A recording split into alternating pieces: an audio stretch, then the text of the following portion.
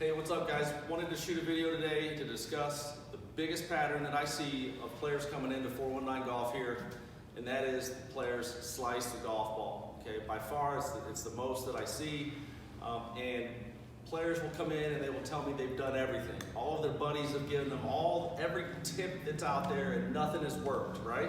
So my goal, my mission, where people come in here to 419 golf, with the help of TrackMan, with the help of video, for players to once and for all understand why they're slicing the golf ball, okay, and what they need to do to end that forever, okay?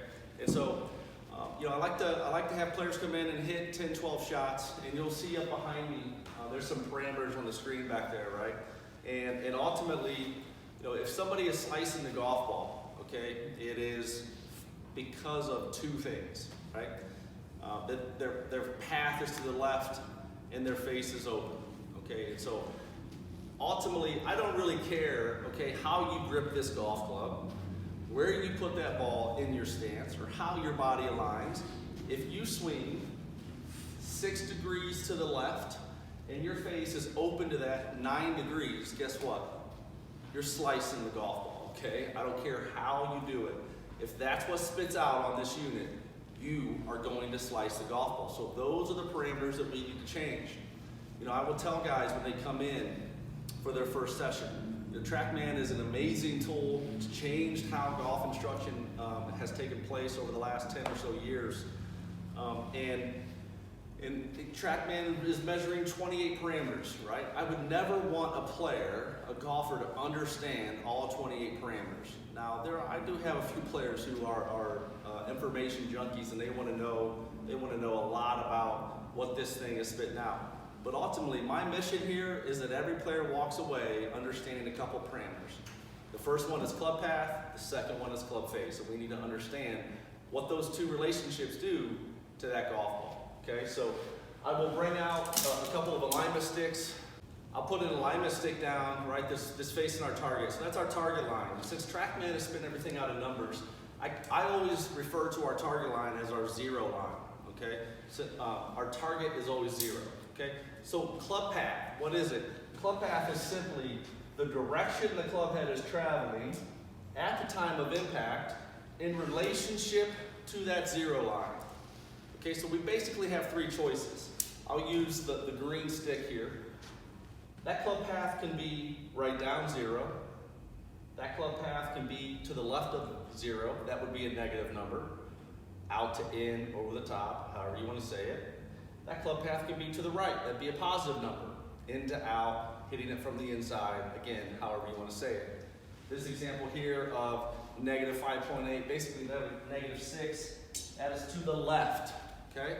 So club face. Okay? What direction is the club face pointed, okay, at the time of impact in relationship to that path number? And again, we got three choices. It can match it, it can be to the left of it, that'd be a negative number, or it can be to the right of it, that'd be a positive number. Okay?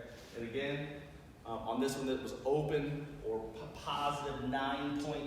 Okay, so those two parameters, right, looked in the opposite directions. That's what makes the ball slice. That's what makes the ball curve. Okay? So one of the big things that I want all my players to know when they leave for that first time is this.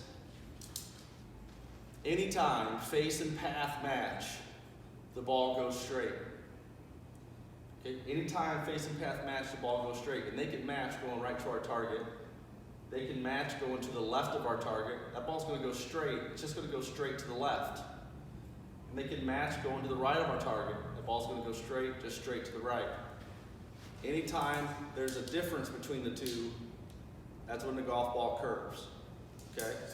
So if I swung this club up to the top of my backswing, and I swung it down to the bottom, and I hit this golf ball, and I had a zero path in a zero face, right? I'd hit a dead straight shot right to my target, right? And I always say, that's the unicorn of golf. That shot doesn't exist, okay? In 4 years with a radar, I have captured tens of thousands of swings. In a zero path and a zero face has happened 5 times, okay? So that is not the goal. That shit is way too hard.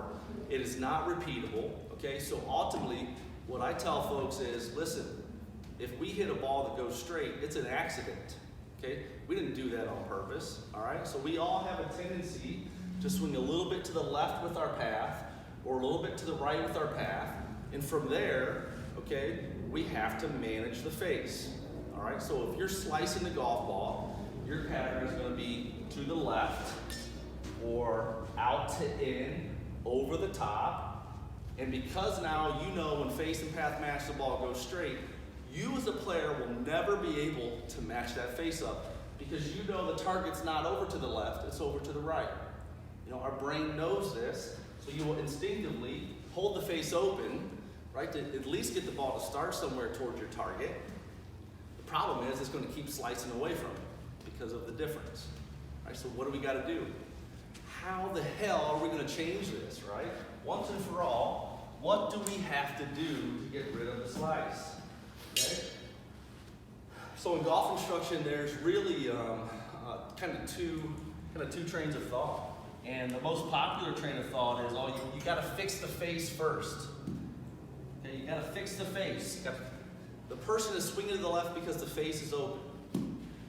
And I will say this, on a personal experience, on a personal level, I don't disagree with that train of thought. But I've had way more success, and I've had way more long-term success by fixing the path first and then fixing the face. I'm going to tell you why, okay? Because this person who's slicing the golf ball, they will occasionally square the face up and hit a pull. It'll go to the left, right? So they will, unknowingly sometimes even, they get sick of hitting that ball to the right, they close the face, and that ball starts to go to the left. Now, maybe they don't know why or how they did it, but they do it. But what I find is those players have never swung from the inside. Their path has never been to the right. It is consistently left every single time, right? But that face is going to be kind of all over. So for the first time in their life, I want them to feel swinging to the right. So when players come in, and this is their pattern, I will say, okay, so here's the pieces we're going to change. We got to change that, okay? So what happens down here, I will show them at P6, when the club shaft is parallel to the ground in the downswing, that's P6. If they're swinging over the top, the club head is way out in front of their hands. So you'll see that if I have a ball here, put this ball on my mat, okay? And I come up to the top and I get down to P6 with that club head out in front of my hands. That club head has no choice but to travel some amount to the left to hit the golf ball, okay? If it didn't, I would miss it. And I don't see very many golfers missing balls. Now, I see plenty of people miss balls, okay? But typically, right, any player, they're gonna find a way to hit it, okay? So if that club is out here at P6, it's gonna swing to the left. If it's swinging to the left, they're gonna put a twist on this handle to get the face looking back to the right, it's a slice, okay? So what we've gotta feel, I put this little T-claw down on my mat. I want them to feel versus this club head working from outside corner of my mat to the inside corner. I want them to feel this club head working from the inside corner of my mat to the outside corner. Inside corner, outside corner. When they do that a couple times, you'll see. I didn't say change your grip, change your ball position, change your wrist angles. I just literally told them, I want you to swing from inside corner to outside corner. And you'll see down here at P6, all of a sudden the club head's way back behind their hands. Now that club has no choice but to travel some amount to the right to hit the golf ball, okay? From there, most of the time I'll put like a little plastic tee when I'm inside here, put a little plastic tee to the outside and just to the right of that golf ball, and I'll say, hey, I want you to hit this ball. I want you to swing from inside corner to outside corner. I want you to hit the ball and the plastic tee into my screen. And if you do it correctly, this ball's gonna go straight right. Okay, and they look at me like, what the hell, I don't wanna do that. I get it, right? There's a couple steps to this process. Trust me, I want you to swing from inside corner to outside corner, hit the ball on the tee into my screen, boom, that ball goes straight right. And I say, perfect, great job, let's do it again. Again, they're looking at me like I'm freaking losing my mind, right? Up to the top, inside corner to outside corner, hit the ball on the tee on my screen, boom, straight right. So I show them on video then how this club has changed at P6. Here's where it was. All of a sudden, here's where it is. Okay, so now I say, here's the second piece. I told you earlier, when face and path match, the ball goes straight. The second piece is, the golf ball always starts where the face is pointed at impact. The ball always starts where the face is pointed at impact. Okay? So now that our path is to the right, okay, now we are going to be encouraged to get the face looking back to the left. Okay? Because if path and face match, the ball goes straight. Now our path is going to the right. We don't want our face to go to the right also. That ball's going to go straight right. We need the face to look back to the left, so now we can produce a draw. And so the person will sit there and they'll kind of think about that for a second. Okay, well, how the hell do I do that? Right? And so ultimately, when players swing to the left and leave the face open, typically there's zero forearm rotation through their strike. I'll see a lot of chicken wings. I'll see a lot of funky things through the strike. And so I get them to start to feel releasing the forearms, right? Or rolling the knuckles down, however you want to say it. Okay, get to feel that sensation. That's closing the face. Now, I don't want you to do that and swing to the left. Again, where would that ball go? It would go left to left. Okay? We need to do that while we're swinging from inside corner to outside corner. We need to release that face, release those forearms. That gets the golf ball curving back to our target or drawing. We flip that script. And I'm amazed at how quickly those transformations can happen. Okay, and typically what happens in the first couple of balls is they hit big smother hooks. Okay, and they're like, oh, I don't like that. I said, I don't either, okay? But I want you to do it again. Inside corner to outside corner, release those forearms, okay? Get that ball turning over.